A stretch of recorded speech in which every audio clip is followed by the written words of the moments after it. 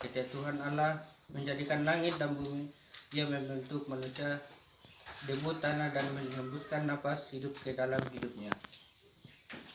Demikian manusia itu menjadi makhluk yang hidup. Selanjutnya Tuhan Allah membuat sebuah taman Eden di sebelah timur. Di situ ditempatkannya lah manusia yang dibentuknya itu. Lalu Allah menumbuhkan berbagai pohon dari bumi yang menarik dan membaik untuk dimakan buahnya. Di tengah taman itu Ia menumbuhkan pohon kehidupan serta pohon pengetahuan tentang yang baik dan jahat. Dari segala binatang di darat yang dijadikan oleh Tuhan, ular adalah binatang yang paling cerdik.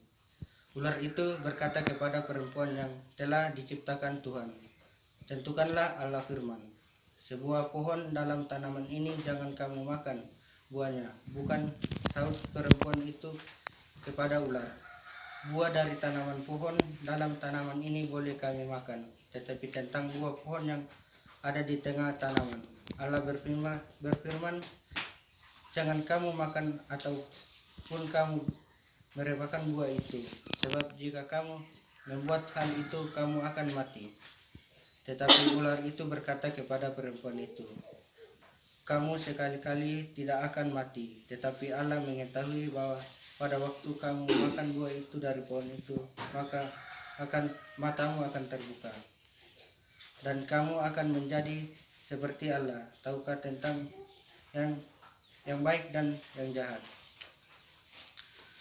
Perempuan melihat bahwa pohon itu baik untuk dimakan dan sedap kelihatannya. Lalu pula pohon itu menarik hati karena memberi pengertian. Maka ia mengambil dari buahnya, lalu dimakan dan diberikan juga kepada suaminya.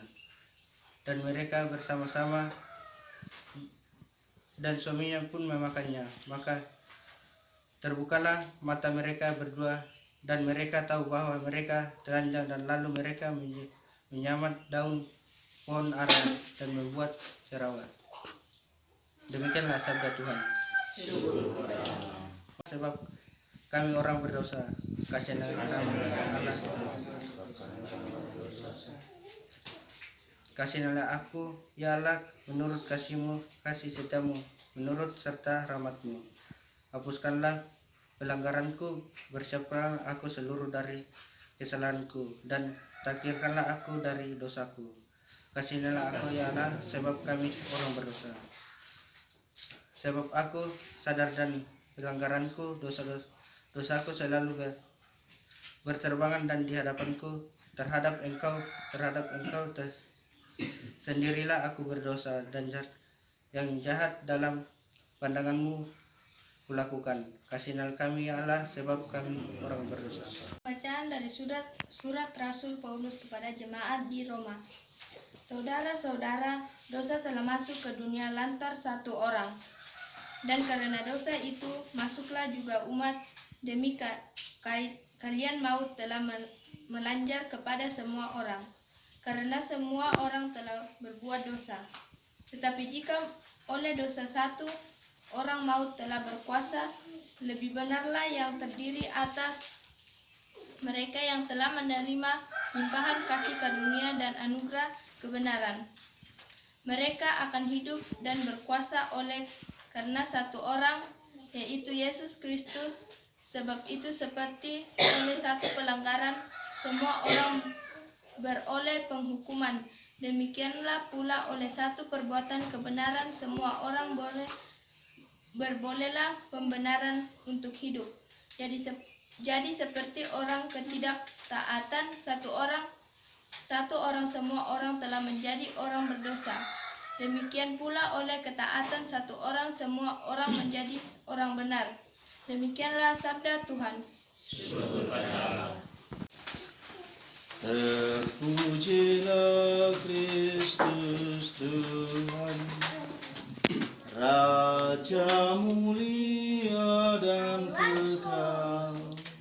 Terpujilah Kristus Tuhan, Raja mulia dan kekal.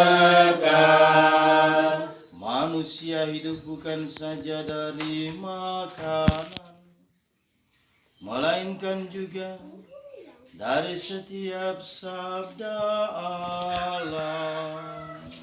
Terpujilah Kristus Tuhan, Raja mulia dan kekal. Tuhan bersamamu. Dan bersama rohmu. Inilah Injil suci menurut Matius. Dimuliakanlah Tuhan. Sekali peristiwa Yesus dibawa oleh Roh ke padang gurun supaya dicobai iblis. Setelah berpuasa selama 40 hari dan 40 malam, akhirnya laparlah Yesus. Lalu datanglah si pencoba itu dan berkata kepadanya, "Jika engkau anak Allah, perintahkanlah supaya batu-batu ini menjadi roti." Tetapi Yesus menjawab, "Ada tertulis, manusia hidup bukan dari roti saja, tetapi dari setiap firman yang keluar dari mulut Allah." Kemudian iblis membawa Yesus ke kota suci dan menempatkan dia di bubungan bait Allah. Lalu iblis berkata kepadanya, "Jika engkau anak Allah, jatuhkanlah dirimu ke bawah, sebab ada tertulis, mengenai engkau ia akan memerintahkan malaikat-malaikatnya, dan mereka akan menatang engkau di atas tangannya, supaya kakimu jangan sampai terantuk pada batu." Yesus menjawab kepadanya, "Ada tertulis, janganlah engkau mencobai Tuhan Allahmu." Lalu iblis membawa Yesus ke atas gunung yang sangat tinggi dan memperlihatkan kepadanya semua kerajaan dunia dengan kemegahannya. Iblis berkata kepadanya, "Semua itu akan kuberikan kepadamu jika engkau sujud menyembah aku." Maka berkatalah Yesus kepadanya, "Enyalah iblis, sebab ada tertulis, engkau harus menyembah Tuhan Allahmu, dan hanya kepada Dia sajalah engkau harus berbakti." Lalu iblis meninggalkan Yesus, dan lihatlah, malaikat-malaikat datang melayani Dia. Berbahagialah orang yang mendengarkan sabda Tuhan dan tekun melaksanakannya. Sabdamu adalah jalan, kebenaran dan hidup kami.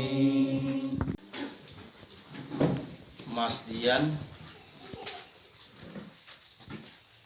salah satu wakil dalam Depasarian, para pengurus stasi, pengantar, dan Bapak Ibu serta saudara-saudari, adik-adik sekalian, rekan muda.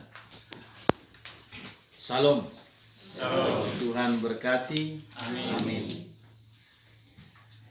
Dalam bacaan pertama kita mendengarkan kisah tentang manusia yang jatuh di dalam dosa.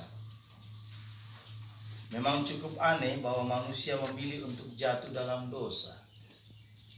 Karena apa yang diciptakan oleh Tuhan, apa yang dibuat oleh Tuhan, sebenarnya sudah sangat mencukupi kebutuhan hidup manusia.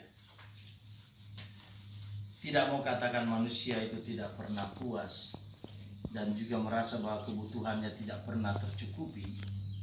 Tetapi memang cukup aneh bahwa segala-galanya sudah ada untuk manusia.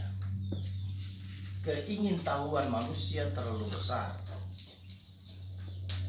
dan mungkin juga ketidakmauan manusia untuk menaati apa yang dikatakan oleh Tuhan terlalu juga sangat besar. Dikatakan tentang Allah yang menciptakan langit dan bumi, dan itu adalah hari pertama di mana Tuhan menciptakan semuanya. Langit dan bumi kita punya langit dan kita selalu senang lihat langit toh. Apalagi kalau pernah nonton film Meteor Garden, tahu pemerannya? Belum pernah. Pak Agus nonton Meteor Garden? Belum. Harus nonton itu. Apalagi tidak, kita kadang-kadang selfie ya, atau foto-foto melihat gelagat atau kemudian tanda-tanda yang ada di langit. Mari kita berdoa. Bagi semua yang memegang pimpinan gereja, semoga para pemimpin gereja dalam menjalankan tugas perutusannya sebagai gembala tidak mudah tergoda oleh hal-hal duniawi, namun selalu terarah kepada Allah demi kebahagiaan semua orang. Marilah kita mohon. Kabulkanlah doa kami ya Tuhan. Bagi semua yang telah menjatuhkan pilihan mau mengikuti Kristus, semoga para pengikut Kristus semakin setia akan kebenaran sabdanya dan tidak mudah digoyahkan oleh kemewahan duniawi atau keindahan lahiriah. Marilah kita mohon. Kabulkanlah doa kami ya Tuhan. Bagi mereka yang sedang menderita, semoga Allah Bapa Maha Belas Kasih selalu tinggal bersama dengan orang-orang yang sedang menderita, sehingga melalui penderitaan itu mereka dapat mengikuti Kristus yang juga menderita dalam kuasanya di padang gurun demi keselamatan kita. Marilah kita mohon. Kabulkanlah doa kami ya Tuhan.